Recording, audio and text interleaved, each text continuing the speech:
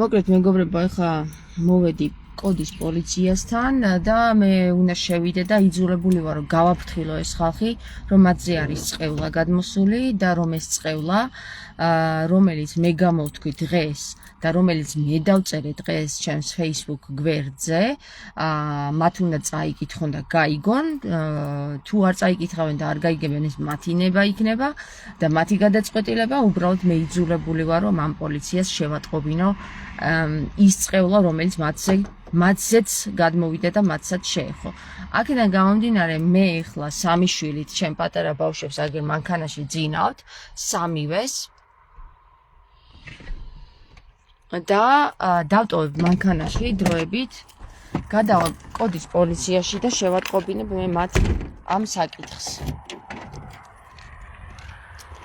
და შეიძლება მომიწიოს ტელეფონის გამორთვა, მაგრამ თქვენ იცოდეთ, რომ მე პოლიციაში მოვედი და შევატყობინე, რომ აქ ვარ და მათზე გადმოვიდა წყევლა. გამარჯობა. არ მოსულან? ნოდარს აქვს ჩემი საქმე აღებული. ბატონ ნოდარს. გამარჯობა ნოდარ. მაინტერესებს შენთან კითხვები მაქვს და ასევე ინფორმაცია. ტელეფონი გამორთეთ შეიძლება. ტელეფონი ლაივში ვარ ახლა და ლაივში უნდა გაიგოს შემამაყურებელმა ახლა რასაც ვიტყვი თუ შეიძლება.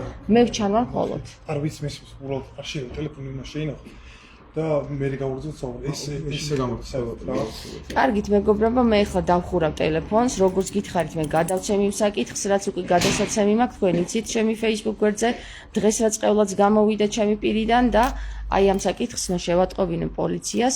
ეხლა დავასრულებ მე ლაივს და შემდეგ ისევ შემოგიერთებით. გარეთ ბავშვები არიან მანქანაში და მე ალბათ აქ რამდენიმე წუთი დავრჩები. კარგად აბა, გემშვიდობებით დროებით.